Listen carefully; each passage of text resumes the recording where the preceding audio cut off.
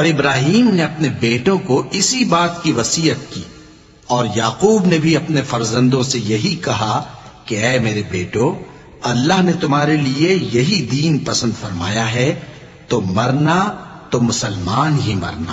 جس وقت یعقوب وفات پانے لگے تو کیا تم اس وقت موجود تھے جب انہوں نے اپنے بیٹوں سے پوچھا کہ میرے بعد تم کس کی عبادت کرو گے؟ تو انہوں نے کہا کہ آپ کے معبود اور آپ کے باپ دادا ابراہیم اور اسماعیل اور اسحاق کے معبود کی عبادت کریں گے، جو معبود یکتا ہے اور ہم اسی کے حکم بردار ہیں۔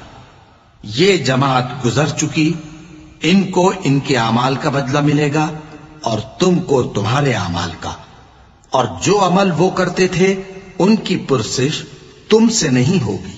اور یہودی اور عیسائی کہتے ہیں کہ یہودی یا عیسائی ہو جاؤ تو سیدھے رستے لگ جاؤ گے۔